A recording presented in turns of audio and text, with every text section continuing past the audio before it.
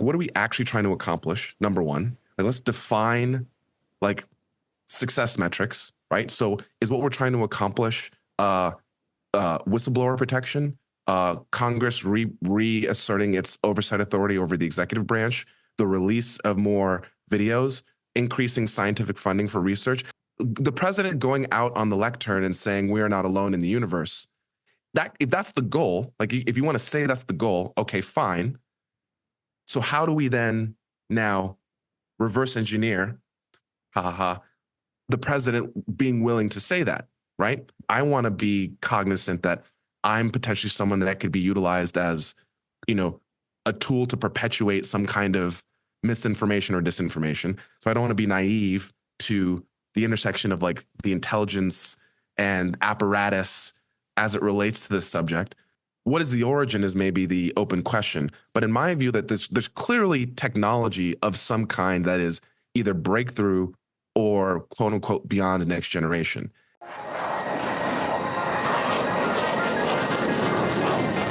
Chris Lehto, welcome to Lehto Files. I'm excited to have Lester Nare on the show today. He's the founder of UAP Caucus, a platform that bridges scientific research, public policy, and community engagement in UAPs. He has a background in tech entrepreneurship and a degree from Princeton. Lester spent over a decade innovating in the startup world, including building Steadworth. It's a platform aimed at democratizing home ownership. What makes his work on UAPs stand out is his data-driven approach and commitment to collaboration. He's helping push the conversation forward in that space. So we're happy to have him on the show. Thanks for being here, Lester. How are you doing today? I'm doing well. Thanks so much for having me, Chris.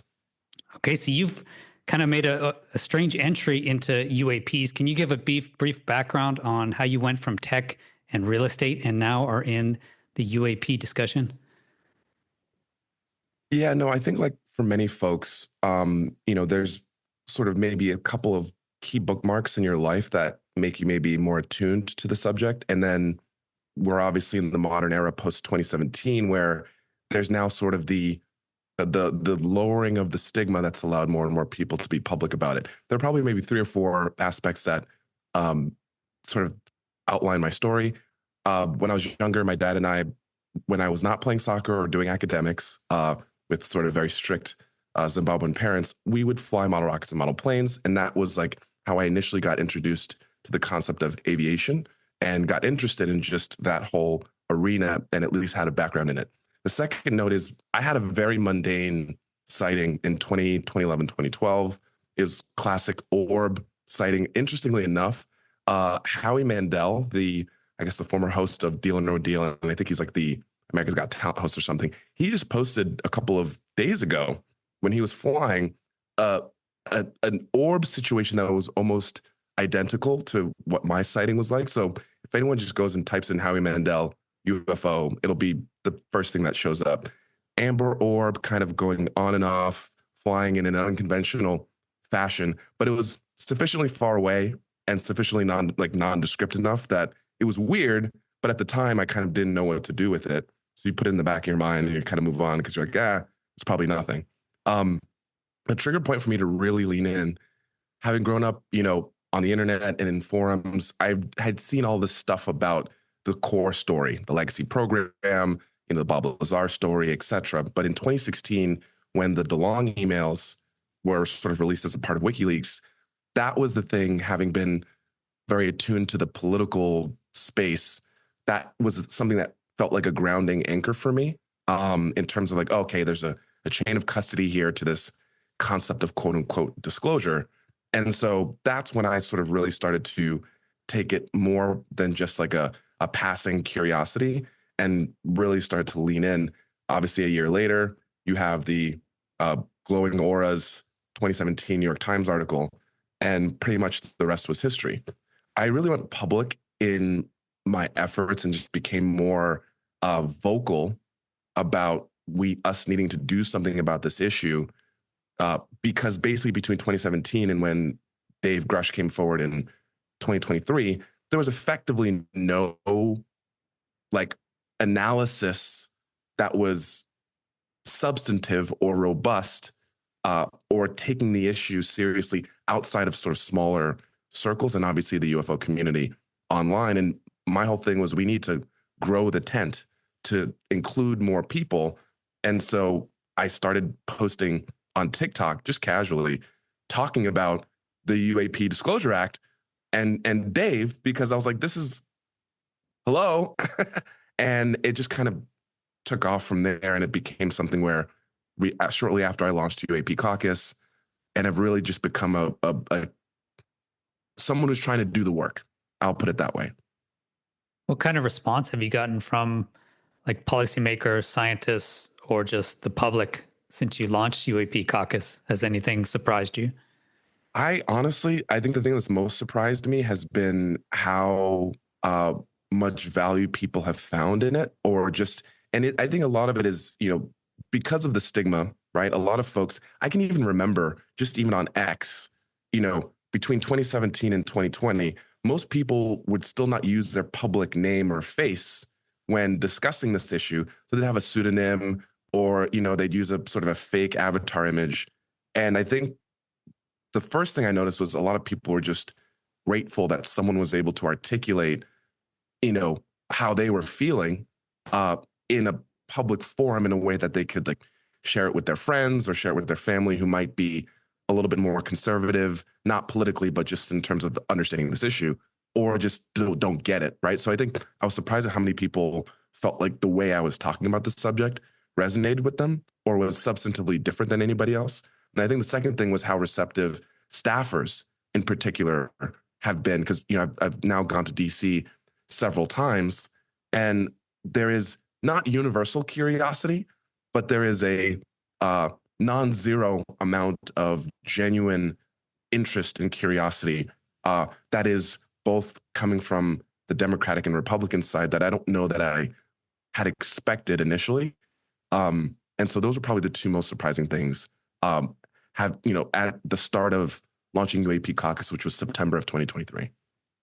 Okay, so it sounds like in your experience that you really think that it's true, right? That it's a fact that basically the government, at least elements of the government, have this advanced information, that it's been reverse engineered, et cetera. Is that what is your belief on the subject? If I can ask. I just genuinely don't know. And I have this weird thing where there's not been any exculpatory evidence that has come up, meaning the evidence that would make this less likely to be true, that I've really sort of seen come forward that's been convincing. As time has gone on, it's sort of just been ratcheting up of, I think about it as probabilities, right? So let's say like out of 100% probability, is it 100%? Like I don't feel 99% or 100%. Experiencers, for example, are in the 100% category, understandably so. I'm probably bordering on just that 49 to 51%. Like, so just at the line of being like, yeah, there's a majority chance that this is likely the case. I think the thing that's tough for me is I want to be cognizant that I'm potentially someone that could be utilized as, a tool to perpetuate some kind of misinformation or disinformation. So I don't want to be naive to the intersection of like the intelligence and apparatus as it relates to this subject. So I want to be careful about that. We will see as these data sets start coming out, and we, independent of the government disclosure path, creating the reality of there is clearly something. What is the origin is maybe the open question. But in my view, that there's clearly technology of some kind that is either breakthrough or quote unquote beyond the next generation. Now, the origin of that stuff is kind of the rub. And I think there's this issue where it kind of gets close to, I think, what Lou termed sort of our advanced strategic capabilities, right? So the thing that's always been weird to me is like it seems to be the case that we obviously have, as in these deep black programs, very advanced stuff. I mean, that's clear. Where that line ends of very advanced stuff, and then this beyond next generation stuff starts, is an open question. And how much is there a blend between those two? This gets into the alien reproduction vehicle kind of like, do we, because it seems to be the case that there is a methodology about how this technology works, potentially that we have are using on platforms that are in production, but that are independent of this other thing, which again is I'm allegedly exists. I struggle because it's still so bizarre to me. Like this is still, it's so crazy and hard to believe, right? And so I get why there's a lot of knee-jerk reaction of like this is ridiculous and alien space monsters. But I think that the beef is going to be in our ability to understand in a public context, how can we recreate the data set that points to this having an anomalous context, and then getting to the origin question second. And I think we're seeing that begin to happen. I mean, if you look at some of the stuff that Tedesco's are doing, or even if you look at just the open source community of videos and stuff, like there's clearly something. And so it's really difficult because I don't I want to continue to maintain a skeptical viewpoint without being what we normally think about as skeptics, which is just outright denial of the possibility, which in my view is an unhealthy version of it. So I'm trying to create a sort of balanced perspective that's on the skeptical side, but not unnecessarily adversarial for no reason about it. Not a cynic. You want to be skeptical, but not a cynic. Right. But we'll see. In my view, it's a weird. The origin is weirder. It has to be weirder than simply the pure play extraterrestrial biological beings that arose through an evolutionary cycle just on another rock, flying around another star. It seems to be like one degree of weirdness at least above that. But we'll see. This is what, so on UAP Caucus, we put up, Carl Nell did his presentation at the Seoul conference where he had a origin classification system with like 96 plus different options there's a lot of like weird options in there. And I think a lot of those weird options are very much on the table still. So I think we just need more information, but I do believe there is a there. And you mentioned there that you've had both interest from Democrat and Republican staffers, but lately it just seems like it's been from the Republican side. You know, I haven't really seen any Democrats speaking out on the topic. Has something changed? This is a very dicey subject because a lot of people are emotionally activated by our current political environment, which is very understandable, and I totally get. And I think you made an astute observation, which is if you look between 2021, 2022, 2023, we had a lot of legislation being passed that was subtle. The defunding of these UAP, unreported UAP programs, the initial UAPDA, the creation of Aero. And for the most part, when you looked at the community at large, as well as sort of how staffers and members in both the House and Senate were speaking about this issue publicly, it was framed as, oh, this is something that we can all agree on. This is nonpartisan. And that's kind of how it operated for several years, which was great. It was wonderful. And from that arose at least some amount of momentum or progress, incremental, but progress nonetheless. And I think obviously as this recent election cycle has transpired, there's been a switching of power dynamics where in the last cycle you had Democratic president, Democratic Senate, Republican House. Now you have sort of Republican control across all three. Those who are left of center or who identify as Democratic have sort of largely left the space, largely due to a view that there are bigger issues that are more pressing to the immediate everyday lives of not only themselves but the people around them.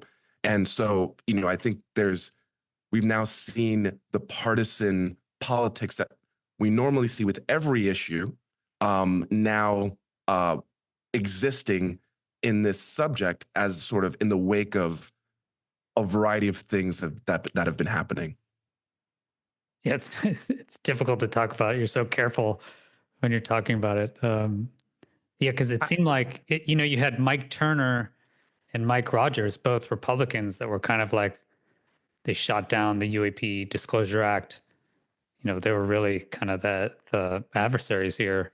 Were definitely against any sort of UAP disclosure. Definitely the Disclosure Act. They were against that, and it seemed, yeah, you had both sides. You had congresspeople on both sides. You had senators on both sides. Chuck Schumer, he was the one who wrote, along with Mike Rounds, the actual act. And it just seems like now it's turned to a partisan issue, unfortunately. I think that that's true in the current moment, but I'll kind of parse that out a little bit in that there is still the curiosity and interest amongst some of these folks on the Democratic side, but the political calculus has changed where there's now, an unwritten view that like they can't speak on it and or be supportive of anything that the current administration is doing in any capacity. And so the political calculus now outweighs the sort of personal curiosity around the subject that a lot of these people have. But that doesn't mean that that curiosity has gone away. So I want to maybe make that small distinction. And I think another interesting note that you kind of touched on is there are power dynamics in both parties, but in different locations that have created friction in the last couple of years around this moving forward. You pointed out that for Republicans, it was some of the leadership in the House side that were not really keen on allowing things like the UAPDA to go forward and stuff like that. For Democrats, some of that pushback was coming at the sort of the NSC level out of the executive branch, where the people around President Biden at the time, allegedly, right, through reporting from a variety of different folks, that they just were not going to touch the issue with a 10-foot pole because of the perception that they wanted to protect Biden from any possible left field issue as they were going through the re-election process.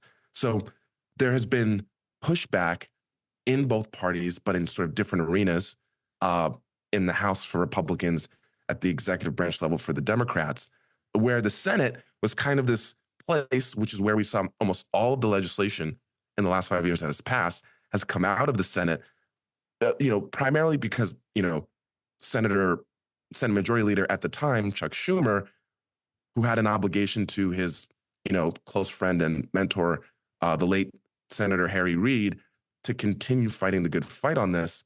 And he did have some supporting senators around him on both sides that kind of allowed them to move that ball down the field a little bit. It'll be interesting to see how the new Senate Majority Leader, Senator John Thune, who happens to be from the same state of South Dakota that Senator Mike Rounds is from, who is one of the co-sponsors and co-authors of the UAPDA. It'll be interesting to see if Rounds gets into Thune's ear about this and if they continue that in the Senate. However, as we sort of understand, because there's so much stuff happening outside of this subject that's taking up all the oxygen in the room, it'll be interesting to see if there's going to be an ability for it to either break through or get in under the radar and not cause too much disturbance because not enough people are paying attention. Yeah, it's such a heated environment right now. What do you think about the Federal Secrets Task Force? So for those who maybe haven't caught it, there's a out of the House Oversight Committee, which is the same committee that has hosted all of the recent hearings that we've seen, the original Dave Grush hearing in 2023, the recent November hearing with Timothy Gallaudet and Lou Elizondo, have all been out of this House Oversight Committee. Each of these committees has any number of subcommittees with different types of focuses or jurisdictions. And, in the context of oversight, Chairman Comer, who, in my view, has been a little bit of a blocker similar to the mics that we talked about earlier. He has given Representative Luna the authority to have this Federal Declassification Task Force, because as many know, one of the campaign promises of the current administration has been, we're going to be the, quote, most transparent administration. We're going to start releasing information, that has been held back related to a number of issues, the JFK assassinations, MLK, as well as, UAP has kind of been looped in with all of that other stuff. Task forces have value. It's only currently being established for a 6-month period. There's 4 months left now. I think there's the challenge with Congress is understanding how to parse real progress with performative political theater, right? And so this is an arena where there's a little bit of both happening with the Federal Declassification Task Force. I'm not speaking to the intent of any of the members on that sort of task force, but the reality of the fact that they don't have their own subpoena power independent of Chairman Comer. Also, the House is not going to be in the business of being adversarial with the executive, which is, their own people.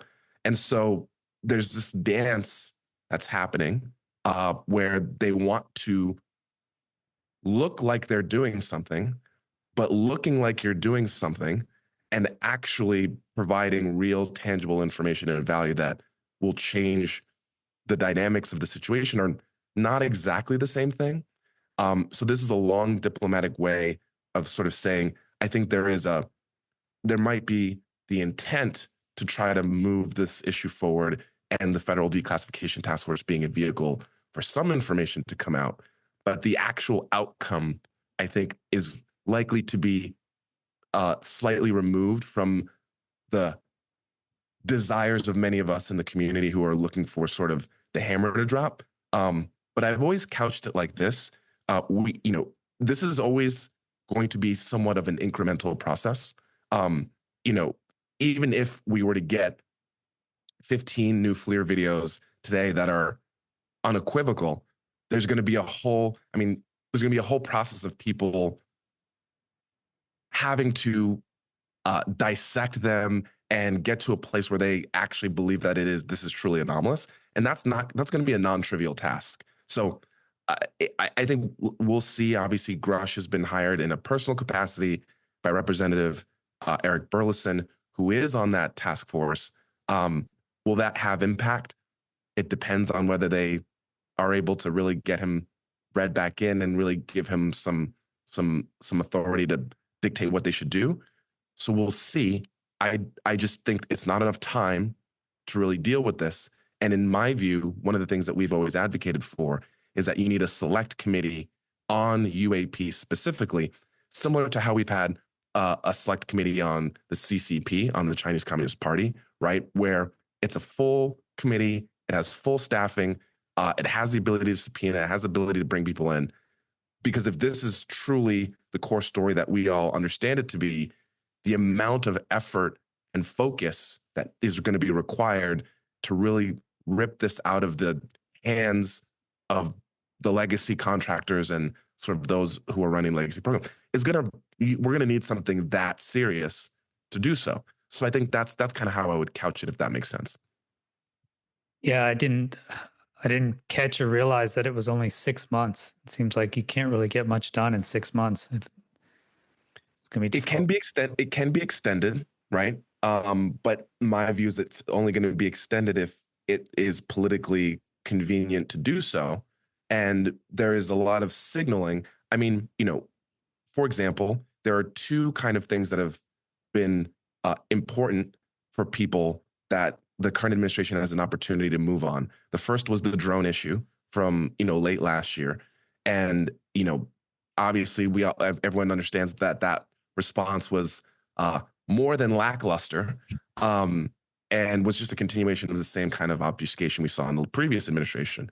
The second sort of test was the JFK files, which also, again, maybe didn't quite live up to the threshold that I think the public is expecting when we talk about quote unquote, transparency or accountability. So those are two real world tests that everyone can look at and then judge for themselves whether they believe that the dynamics have actually changed so far in between the administrations or not. It's obviously early, but this is why I've always taken this view about looking at this issue as the disclosure and discovery paradigm, which I have to give credit to Ryan Graves. I think in the modern era, he was the one who really kind of coined this concept. And it's like a really interesting, I think it's an important way that I frame the problem set and how I think about it. Can you describe that? How do you frame it? So,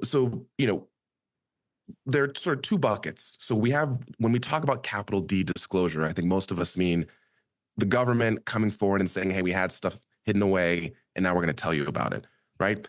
The discovery lane is more so what we're seeing out of folks like the Tedesco brothers who you just had on, or the Sol Foundation or Galileo Project, where they're trying to go get the information independent of waiting for the government to tell us about it.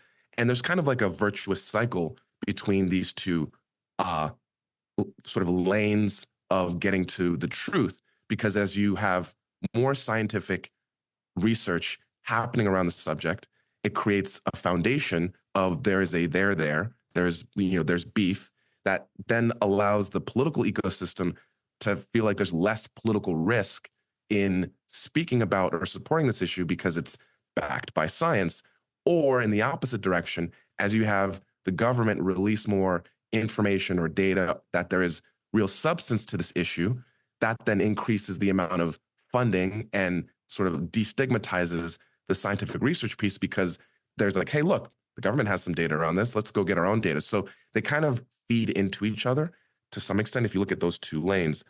And then if you kind of break it down into three categories, there's sort of like, there's historical, operational, and scientific. So those are like the three lanes within each that I think about it in. So if you look at the discovery process, historical would be people like, Richard Dolan or the classic ufology cohort, who's really just looking to document the history of the subject as like the story of the government's involvement in it.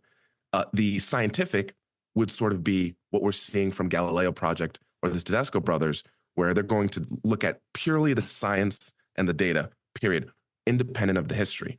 And then operational, like that middle ground, is like, how do these research projects get funded? How do we coordinate sharing of data? So like, how do we actually create an ecosystem of scientific research that would be something similar to, let's say, like what you're seeing in AI, where there's this flywheel of progress that's happening because there's an actual ecosystem, right? And you have to sort of blend the historical context with the bleeding edge science. So that's how I think about discovery in those three buckets. And disclosure is the same way, right? Historical, when you talk about sort of disclosure, is the historical report from Arrow, right? Or looking back to see what from antiquity kind of creates substance around this issue. The science piece is we have to fund scientific research programs. The government is the largest funder of scientific research programs. So as a part of disclosure, you're gonna have to fund more science. And then the operational is, how do you bring more staffers and members of Congress together to bring them to a level of understanding where they want to actually do something about this and repatriate control from the executive branch. So those 6 different buckets of stuff, right, are all happening at the same time. And it's not just waiting for Congress to do something. The way I think about this process is there are things happening in all of those lanes that feed off of each other that we have to be thinking about and coordinating and collaborating together in order to really move things forward. So that's just how I view the problem set in this sort of stage that we're at right now. What do you think is the best way to move it forward? What do you think is the most effective way to actually push those processes, push the buckets forward? There's probably 2 items, and I'll choose one from each lane. So if we look at discovery, we need just to have more money going into more research to get more data, to have more data sets, to be able to bring in subject matter experts in these arenas that are not exposed to this issue. All they're saying is, bring me the data sets or something that I can repeatably do to be able to like sink my teeth into the subject. Independent of that, there's not really much for the SMEs and any of these different verticals to do because they don't have the desire to go do the research because they don't believe that they're still in the existence conversation. So, Yeah. we sort of have to be the guiding light. And there's several folks who are beginning to do this. Obviously, again, the Tedesco brothers have sort of started in this lane. You're seeing Galileo, hopefully, who's going to be putting out data sets soon. You also have Skywatcher, who's already said they're about to put out their own data sets as well. So that's great. We need to talk about the data, the evidence, the frameworks around defining what is anomalous in these arenas. On the disclosure side, in my view, it's either the information is 9/10 of the law in this context, and it lives within the executive. So having a chief executive who is willing to take this issue head on is like the number one thing that could happen, right? Independent of that being the case, having the key advisors around the chief executive chirping in that person's ear to move on this is the second best thing. And then the third best thing would be Congress really viewing this as a separation of powers issue and going to bat to say, we're the Article 1 branch. And as such, you need to give us this information, and being willing to fight to the death to repatriate that control as the Article 1 branch. So those, I think, are the things that would move the needle. What do we do in order to do so is a much deeper conversation. But I think that's kind of, we're at the where's the beef part of the conversation. And I want to couch that by saying this is independent of like what experiencers, like the experiencers sort of feel left out of this conversation, Yeah, which I that's totally understand. Yeah, I was going to ask. Yeah, exactly. Where's experiencers fit in? And so I think the challenge is like experiencers are sort of the front line, right? But we still have this like sociological challenge of your personal experience is not my personal experience. And so how do we translate what is happening there in a way that is digestible and accessible to folks who might find a lot of this to be uncomfortable and scary and weird. And so I want to be clear that the experiencer context is extremely important. It's not an area where I'm most strong in understanding the dynamics of, and or how do we translate that for the everyday person, which I think is an incredible challenge. Folks like J. Christopher King, I think, are well versed and suited in driving that narrative forward. And so the way I've always described this is the conversation has like the bleeding edge over here. This is where experiencers are. This is where people who are not having the conversation about existence, they already understand that UAPs are real. And so it's like, now what do we do about it, right? But then you have the caboose, the back end, which is the majority of people who don't even know, for example, that the UAP Disclosure Act was created, or that it mentioned non-human intelligence 22 times, or that multiple government officials have been talking about this substantively for years, or that the Pentagon has a UFO office. That's public. So both of these things, as the bleeding edge conversation continues to move forward, we need to be able to make sure we're bringing up the caboose so that the delta between the most information and the least information doesn't continue to grow wider. And that's where I feel like what the work that we've been doing with UAP Caucus, with the UAP Disclosure Fund, is really focused on bringing the everyday person into where we all are, where I'm saying stuff in this conversation that if I bring it to any of my friends, they're not going to know what half of these words even mean or anything. And so that's, I think, where a lot of work can be still done, which is not negating the experiencer experience. It's just a different function that we have to work on. Have you had any discussions with the staffers? Any of them interested in experiencers? Any of them actually experiencers? So I've not talked to, and I've probably talked to maybe 36 plus at this point over the last 2.5, 3 years. And which is like actual one-to-ones, not like in a casual, like larger group conversation context. The experiencer piece has only ever come up organically from their end once. They weren't personally an experiencer, but they were sort of asking about the opinion about this piece. I think it's for a lot of the folks who are staffers who are not as exposed to this at all. it's sort of something that it's hard for them to even get to because they haven't done steps 1, 2, and 3 first. But for the folks who are a little bit more, there are certainly folks who understand what's happening here, right? And they are just mum because they just don't even know. They don't. They want to kind of stay in a box. They don't want to say to us. So it's less that they don't have anything to say, but more so that they're being judicious about anything that they say because of their knowledge base. And so that's like a subtle but I think important distinction. Have you heard anything or gotten any whiff of investigations into the FLIR or gimbal? It seems like they just won't mention those. They pretend like nothing happened, or even the Bob Solis, the nuclear incidents.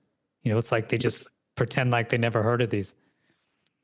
You could also add, this is so funny. I was just Stephen talking to someone Bill, about yeah. I was just talking to someone about this the other day. If you go to the ARROW, the All Domain Anomaly Resolution Office website, they have a cases page, and arguably the most well documented modern case, Nimitz, is not even on there. Yeah. And the one that started it, right? That started the whole thing. You like, can make never heard of it. Right. You can make arguments about maybe some of the other ones saying that but the fact that something like Nimitz isn't there, I think is sort of saying the quiet part out loud, right? Which is, and people always say this, that the resolution office, not the we haven't resolved it office. So they're not in the business of putting stuff that we have not resolved out there. I think what I would say is ARROW is obviously under new leadership. ARROW is not a monolith in that there's a ton of people that work there that are not all Dr. Sean Kirkpatrick, right, who no longer works there. And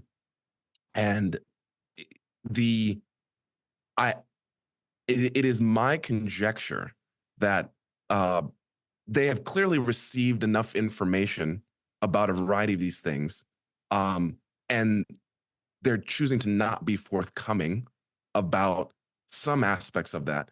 And in my view, I think it's a little bit of paralysis, because if you listen to the combination of like what the recent whistleblower Jake Barber has come out and said, and you correlate that with the Michael Herrera interview and kind of connecting those dots, which was very interesting, and thank you for that. Like, if you connect those dots, it's really scary. Like, there's some real intense stuff that is allegedly or potentially going on.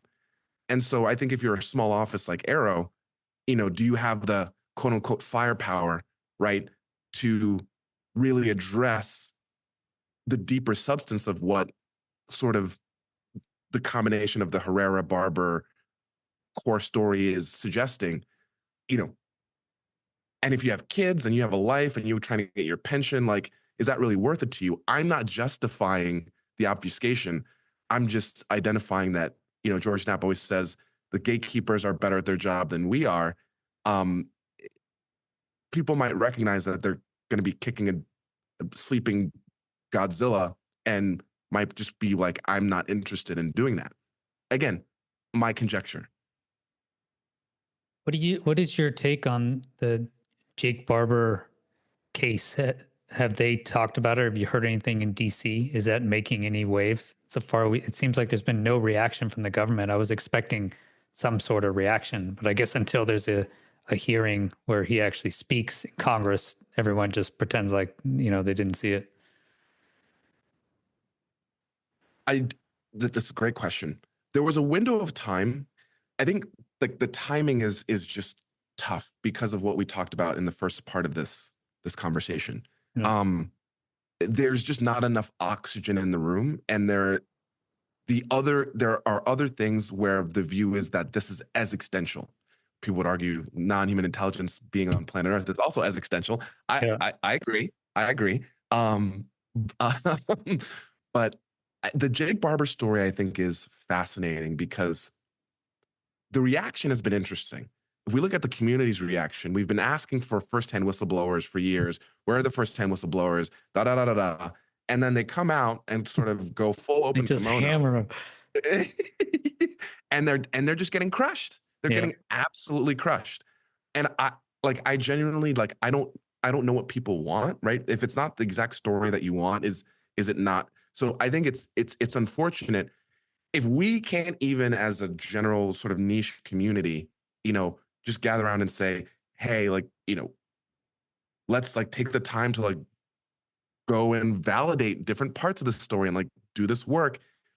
Like there's a lot of work that can be done around a variety of things that have been brought up between not only Jake, but all the people around him who have come forward. And so, in my view, not enough time has really passed to pull all those threads yet to even sort of make a decisive, this is real or this is nonsense kind of conclusion. I was genuinely very surprised by the overly negative reaction. I think part of it was the editorial of how the original News Nation 1 hour special came out, as opposed to the long form Jake Barber interview and the follow ups. But it hasn't broken through into either mainstream media coverage, which also means it hasn't broken through for members in and around DC, in part, again, because there's so many other things going on. And we haven't been able to elevate it to a place where it broke through into a Atlantic, a Bloomberg, a CNN, et cetera, where that would maybe then get into the sort of viewport of this cohort. That's as a generalization. That being said, Jake has already gone to Senate Intel, and there are people on the Senate side that are very aware of this issue. And similar to what I just mentioned with Arrow, and I mean Jake has said this as much himself. It's like Congress doesn't really have the ability to protect anybody, like physical security.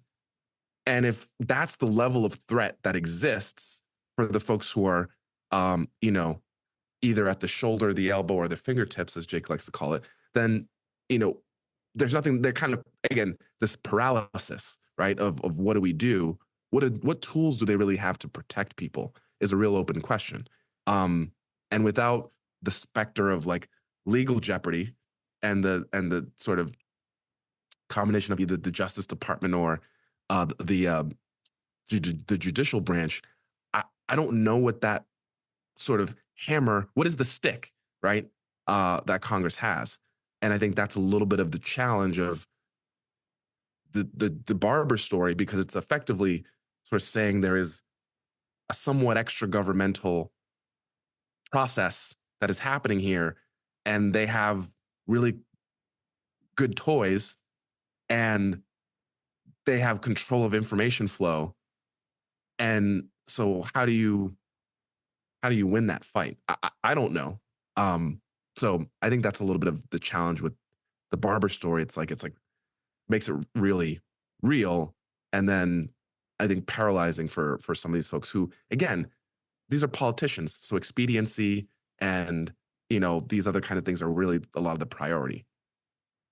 I was surprised listening to Jake Barber's account.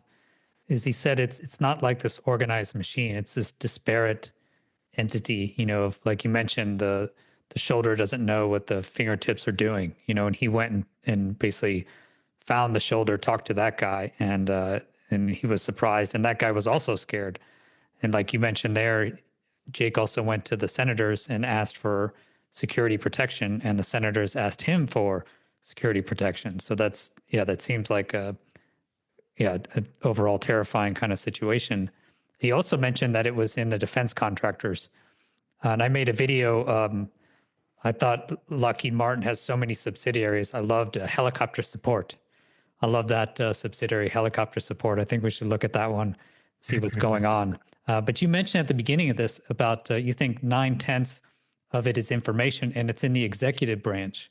If Jake Barber says defense contractors, can you talk on that, on what you think, where you think this information actually lies? Is it hidden in defense contractors? So there are likely folks who are uh, much more expert in kind of parsing this than the position I'm from. I'll kind of give my topical view on this.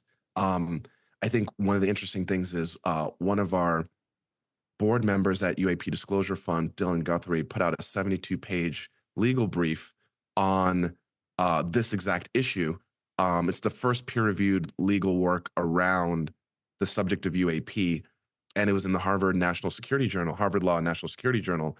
And So, and he deals with a variety of issues, the classification issue, where is this housed? And my view is the two sort of repositories are defense contractors, and then, likely programs either housed out of the NSC within the executive office of the president, or, some ancillary connections to, what we know is happening out of the CIA. Like those are kind of probably the three legs of the stool, right? Defense contractors, NSC, and then like this sort of quote unquote Office of Global Access out of the CIA. And so there's like a triangulation there with some complexities about what part does each one what knobs does each one have to twist around this.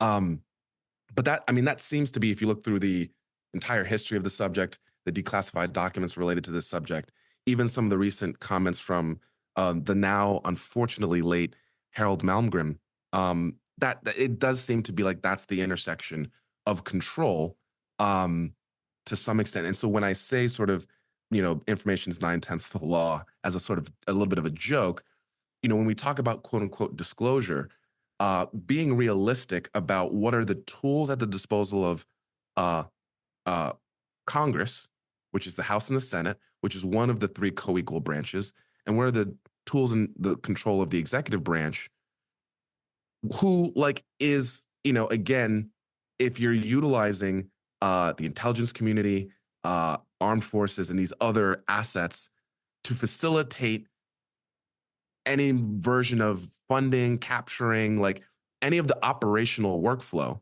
right? Congress does not have any purview over any of the operational workflow as it relates to any of this, right? It may be in part in the executive branch and then also in the defense contractors. So that's the source, and you would want going as close to the source to like solve the problem seems to make the most sense. And this is why this was the theoretical or intellectual logic behind why the UAP Disclosure Act was creating a presidential review board, not a congressional XYZ, because Congress always has to go to the executive branch to ask for permission, right? They have to ask permission to get into a skiff, to get information about stuff. And Congress does have sticks that it can beat the executive branch with, right? Where they can start suffocating them with funding. They can start holding, different members of different agencies in contempt, which then could, in theory, lead to them being held. And so, like, they have tools. They're feckless and have not used these tools as long as I've been an adult. But those tools do exist. So that's kind of what, being understanding how these ecosystems work and where the power lies is valuable, and then understanding how to set expectations about what to expect out of what can Congress do about this, or what can the executive branch do about this. The one of the paths for Congress would be, okay, look, we want to make it very clear that if, and this is something that's also talked about in that legal brief that Dylan Guthrie put out.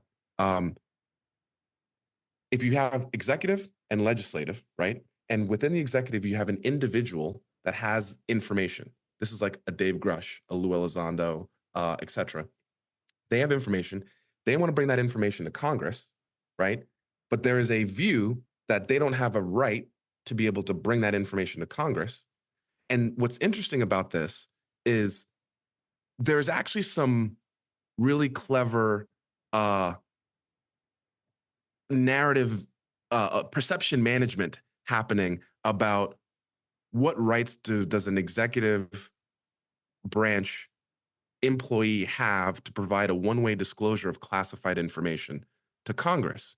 Because a lot of the people and a lot of the narrative in the space is, oh, these guys can't share classified information with Congress, right? That's kind of the tack. And just the question that I just push back to push back on that would be, name a single person that has ever been prosecuted for making a one-way protected disclosure to a committee in Congress. And there's a difference between making that disclosure to Congress and going to the Washington Post or the New York Times and disclosing classified information. There's an interesting sort of gray area where Congress has the right to receive that information, and the federal employee has the right to provide that protected disclosure, granted that they're not publicizing it outside of the members of Congress who have the right to receive it. And so there's this interesting thing where we've been sort of self-reinforcing this like executive branch mantra of course, no, you can't share that, which is not actually borne out to be true in any legal case previously to actually justify that level of fear that channel doesn't exist. So it's a gray area. I'm not suggesting that if someone were to do so that they would not. I'm simply saying there is no precedent that you would be prosecuted for making a one-way protected disclosure to Congress of classified information. So that would be, when we talk about where does the power lie, that would be a tool Congress would have, would basically say, hey, our doors are open, come to us, right? We will use our congressional protections that are constitutionally granted to make sure that like we are going to be the ones to expose this, which creates a layer of protection for the person. So this gets into a little bit of the weeds of like the legal theory, but this is kind of what's important here is we should not make assumptions about what can and can't be done without like looking at, is that actually true or not? Yeah, it seems like that's been a point, right, of UAP Caucus, is to bring data-driven approach. Is this what you mean by data-driven, is like actually look back in history? Like what do we actually, I mean, just like what are we actually trying to accomplish? Number one, like let's define like success metrics, right? So is what we're trying to accomplish whistleblower protection, Congress reasserting its oversight authority over the executive branch, the release of more videos, increasing scientific funding for research? Like what is our actual, the president going out on the lectern and saying we are not alone in the universe? That if that's the goal, like if you want to say that's the goal, okay, fine. So how do we then now reverse engineer, ha ha ha, getting to the president being willing to say that, right? And that's a pretty lofty goal. So maybe let's create smaller checkpoints that are moving us in a direction, and not just put all the eggs in a singular. So it's like just like thinking about it as just anything else when you're talking about, if you're an athlete and you're trying to run a marathon, right? You're not just saying, I'm going to run 26 and a half miles tomorrow. Like what is the training regimen you need to do so in order to prepare your body to actually be able to execute on that bigger goal? And so when I say data-driven approach, that's kind of how my mind thinks about this.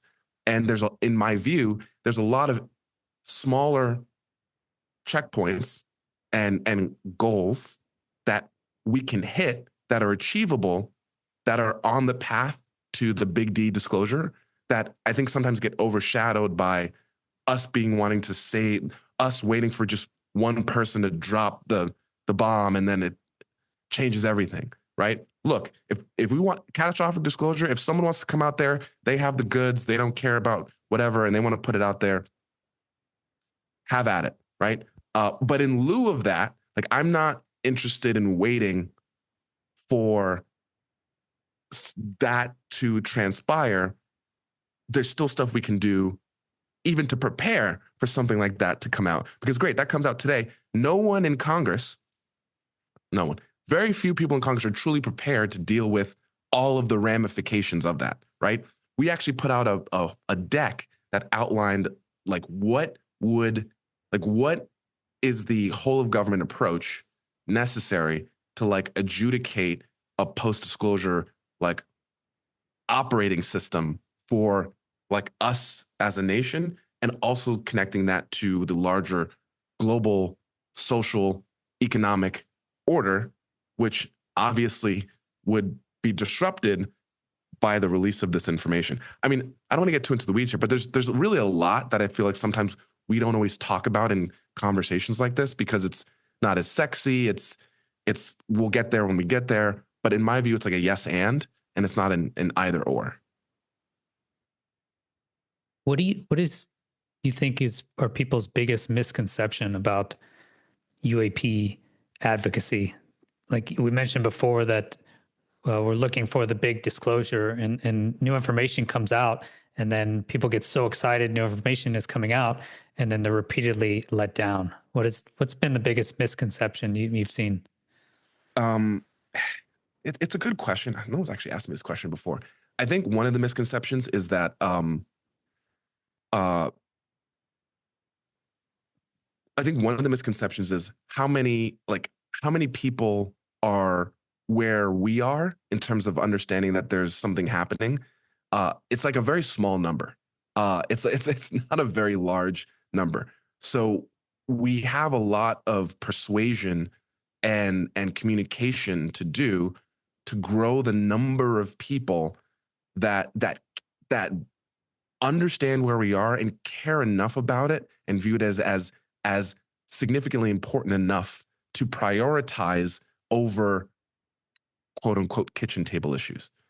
That's one. Two, this is just like any other social political movement, which means the grassroots matters. And so if you think about like any other social political issue, insert anything, and the amount of time that it has taken, this space, our space, sort of like this disclosure advocacy movement, whatever, has not existed in earnest for a long time. Basically, prior to 2017, you had the sort of some of the stuff that Stephen Greer was doing at the National Press Club, which were the beginnings of this. But in terms of a 50 state, each individual state having a center of gravity of some kind of community organizing around it hasn't existed. It barely exists today. And so any social political movement, in order to be successful and break through, like requires all of that infrastructure to be successful, especially when the folks who could just turn the lights on and drop this don't view like they have the political incentive to do so because there's not the amount of the demand.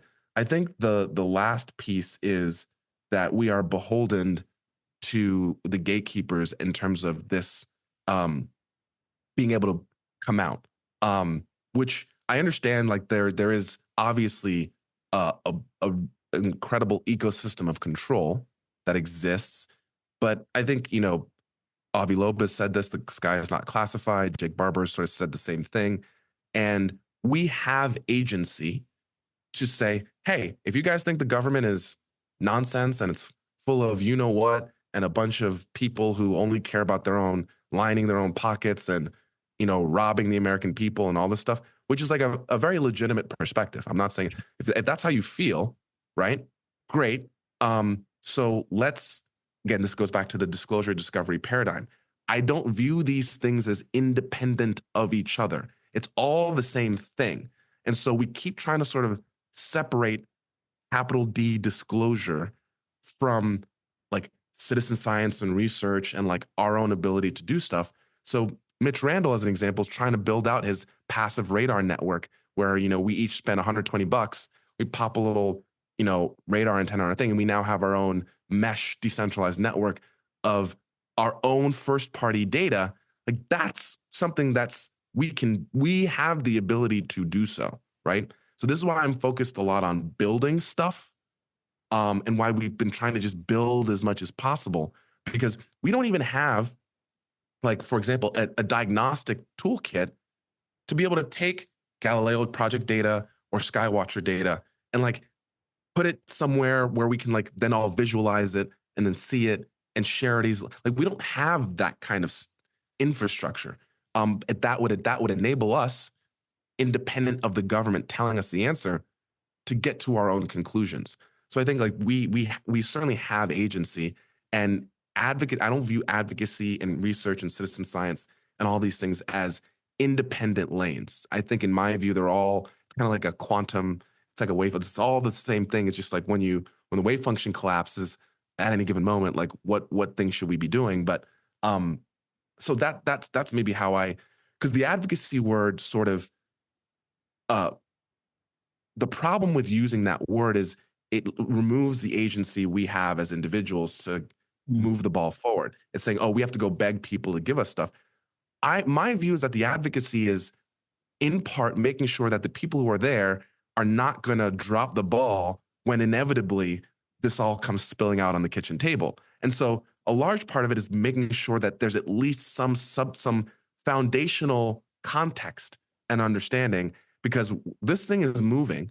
And when it breaks through, would you rather people have some basic understanding? Because they're going to be the ones who decide, are we going to create a registry for psionic assets that you have to register with the government if you're a psionic asset, right? Are we going to now allow the government to take control of all of the intellectual property for any UAP material? There are real implications to what the government is going to do once this comes forward. And I just want to make sure that they don't screw that up. So in my view, a large part of the advocacy is purely just that, understanding the limitations Congress has on actually being the one to release the information, and understanding that a lot of the power rests within the executive, which we've never had a president who has been willing to make this their go down with the ship issue. So far, we've talked about, and you mentioned the executive branch and you mentioned Congress, but we never mentioned the third branch, which is judiciary. I know Stephen Greer, he had his RICO, which is racketeering, basically racketeering lawsuit against, I guess, the government in this case. Have you heard anything of advocacy for using the judiciary or getting them activated? It's a great point. It's funny. It's something I always talk about when I do my TikToks, just kind of sort of walking through and explaining what's happening. Is this conversation has only been 2 out of the 3, and the judiciary probably is not going to want to touch this with a 10-foot pole. Like, to be perfectly honest, they are. And this again is actually, I don't mean to keep bringing this up, but the legal brief that Dylan put out is really, really good. And he talks about how historically, right, when you have a conflict between the executive branch and the legislative branch, right, the point of the judicial is that they are going to sort of be the referee around, whatever friction arises there. And in part, we kind of have that issue because one of the core aspects from the government perspective around this whole disclosure conversation is an authentic, organic, constitutional struggle between the executive and legislative branch over who has the authority over access to the information around this material.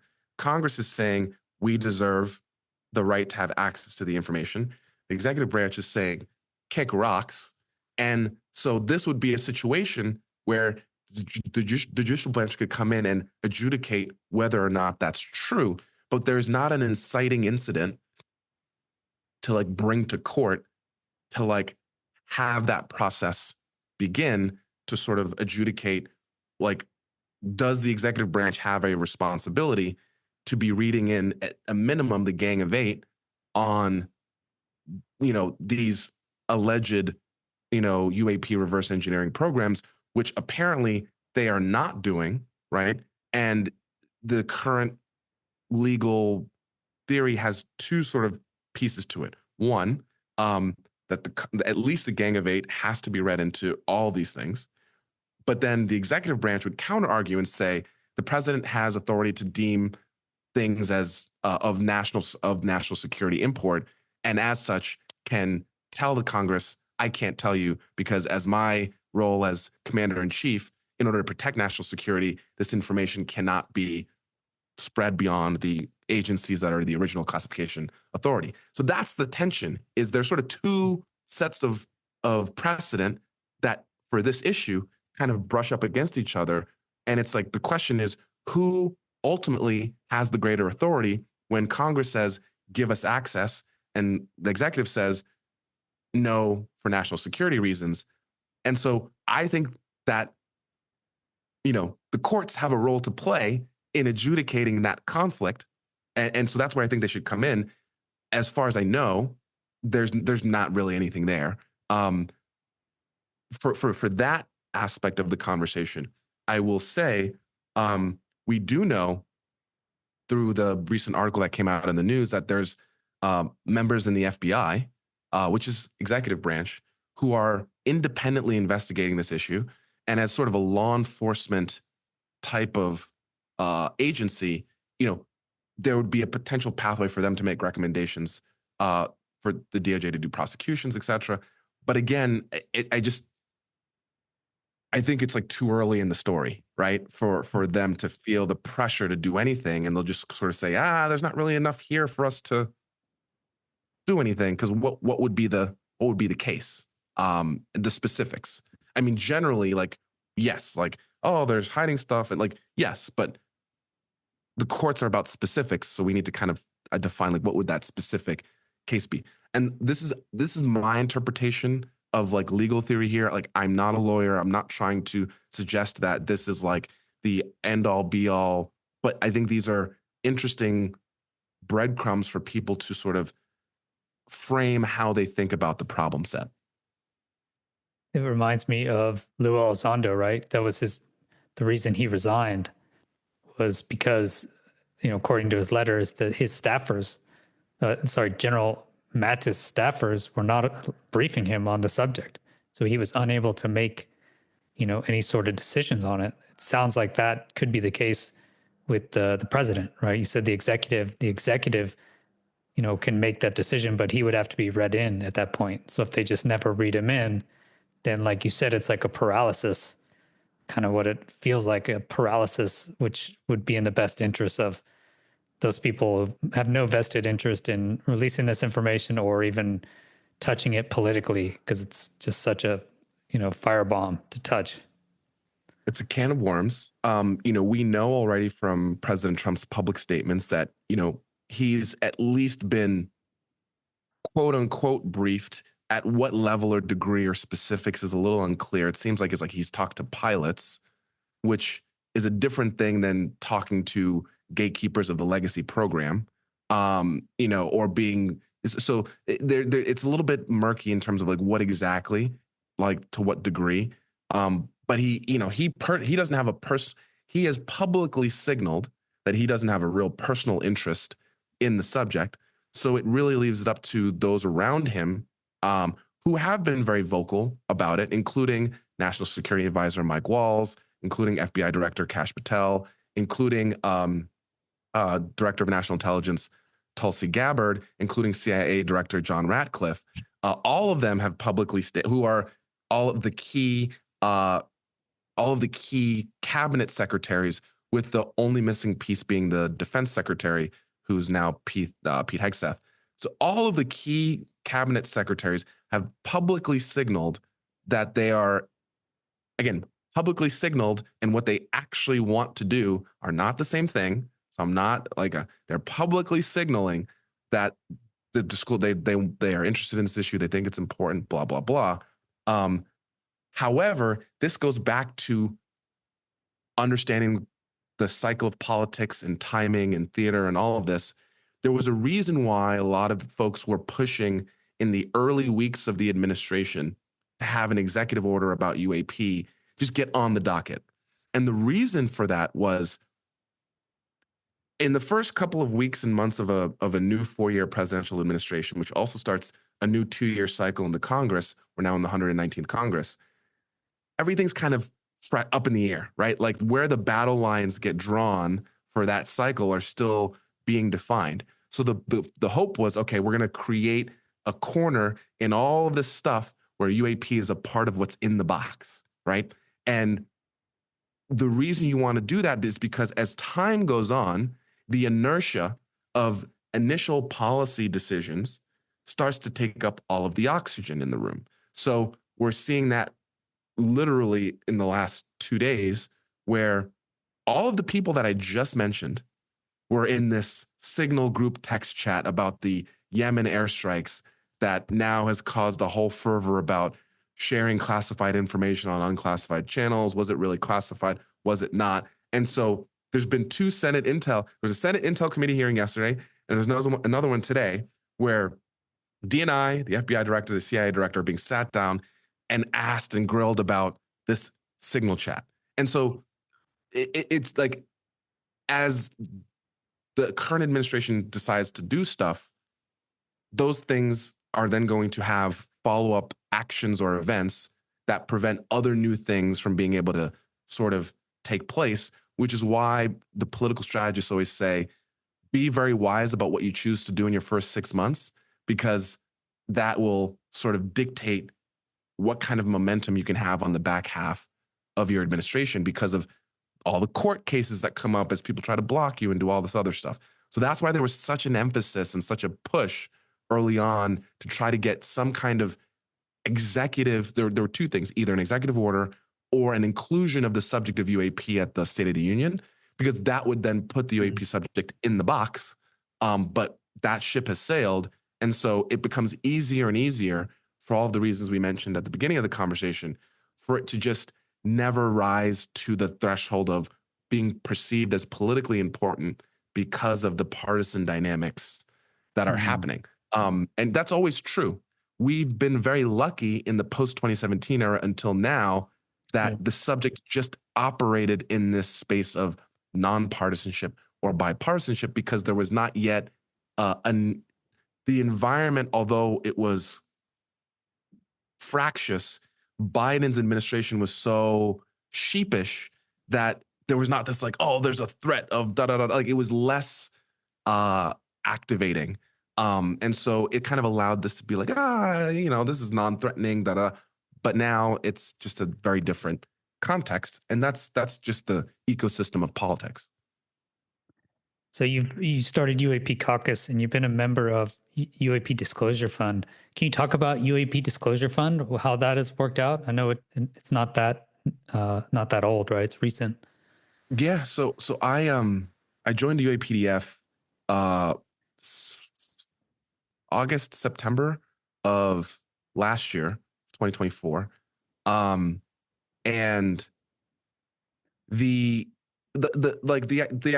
what's interesting about UAPDF is, the executive director, Yuan Feng, has been able to bring together a lot of sort of key players that we all recognize as being, some of the leaders in helping move this forward, the likes of a Lou Elizondo, a Chris Mellon, a Tim Gallaudet, and, a Kirk McConnell, who is a real important player in this story, who's hasn't really had his work on the Senate side really get out into the public much, but he's has done a lot to keep the oxygen in the Senate on this while he was still working there. He was a long-term staffer, right?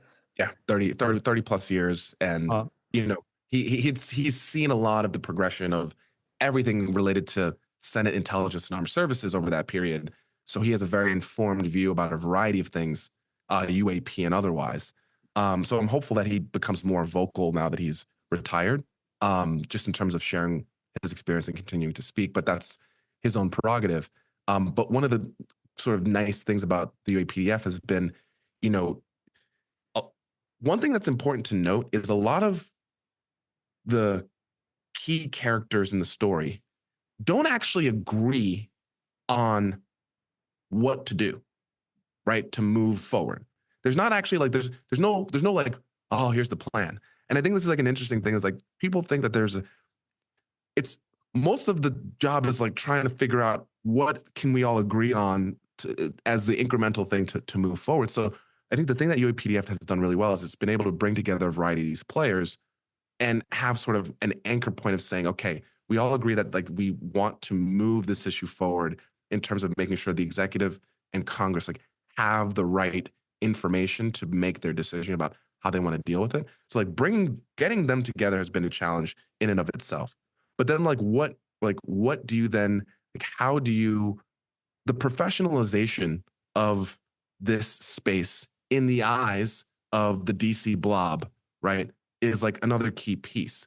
A lot of times people's preconceived bias about the UFO subject is, the unfortunate tropes of, oh, the farmer in Iowa like saw something, and so in order for us to get more people in the tent, we have to sort of speak to them where they're at, right, and in their language and in their context. So a lot of the work that UAPDF does is around policy briefs, around hosting these congressional and staffer meetings, and because of the members of the board and our ability to connect those folks with people on both the executive and congressional side, it actually has created more conversion. I know the difference because I tried to do this independently with UAP Caucus, right? And we had some success there, but there's a different caliber of people that were able to get engaged in the subject because of the way that UAPDF is structured, who's on our board, and the work that we do. So a couple things. One, we had a huge experts letter that we did right before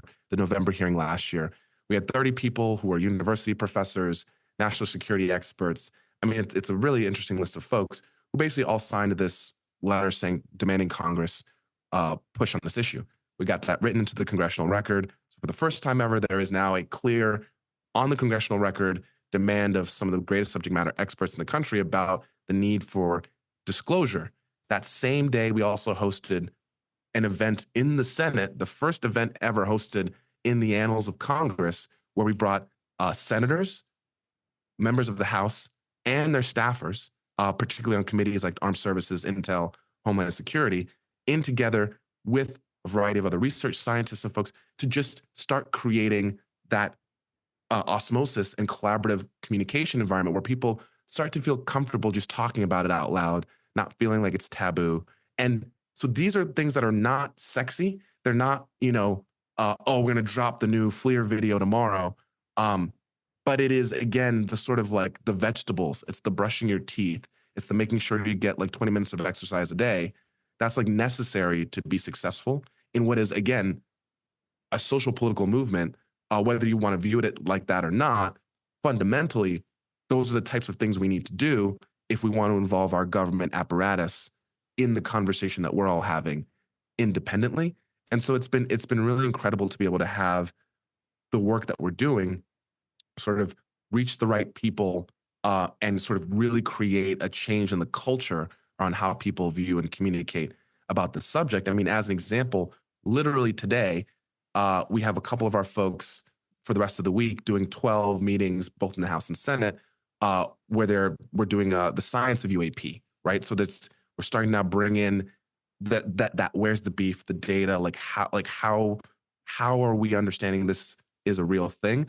What can we then do about bolstering that, as well as using that as a way to help ground people in this is not just about the testimonies of people, which folks might view as hearsay.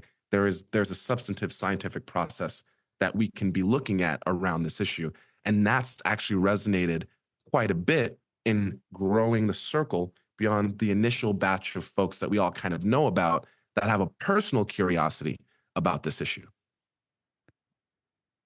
So what do you think is the one thing people could do watching this to try and help, wherever they are on the spectrum? What is the one thing really you think could make a difference? This is always a question that people ask, and it's not an easy question to answer. But the way I always frame it is there's a couple of things.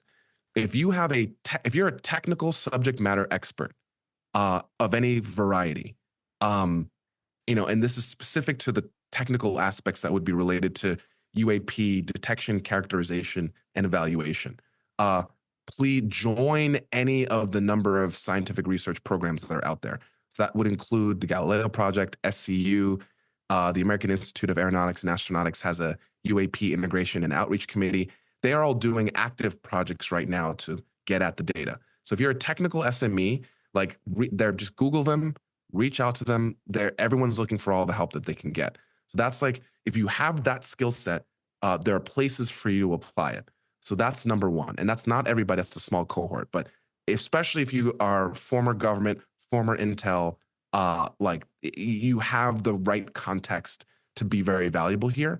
So please consider volunteering your time to any number of these sort of citizen science research organizations, please. That's number one.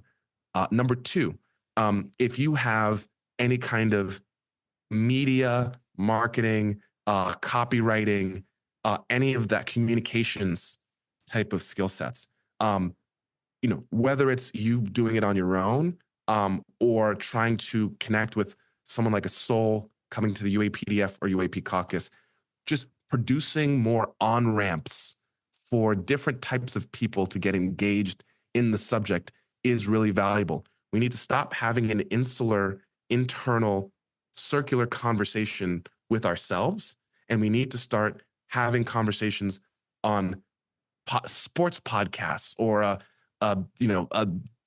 TV media entertainment. Like we need to expand into different areas and find ways to connect with other people. So if you have that kind of, again, if you have that skill set, like utilize it to expand this conversation into whatever arena that you are working in on a daily basis. I work in tech, right? So how I've decided, like how I looked at this and said, what can I do? I can build software, right? I can build tools. And that's sort of how I've taken something I have in my work environment and have now applied it into the subject. And sort of the last category, if this is something where like you're really passionate, you don't necessarily have that technical or communications or skill set that really maps onto where we are right now, the number one thing you can do is talk to the people around you, your family and your friends that trust you, right? Because one of the challenges we have from a communications perspective is there's so many people with a preconceived bias about this subject being BS, and they don't care about how many hearings there are. They don't trust the government. They don't trust the internet. They don't trust anything, right? For a variety of good reasons, but they do trust you, right? And you're going to be able to break through that sort of, barrier of, I don't even want to listen to the information. And I found even personally, I have a lot of friends who are physics, math, chem, bio types, and very conservative, very hard nosed, very just the facts, ma'am. And over the last year, as I've really been kind of every time I'm with them having this conversation, it has broken through in a way that no other medium of communication or media would have done so.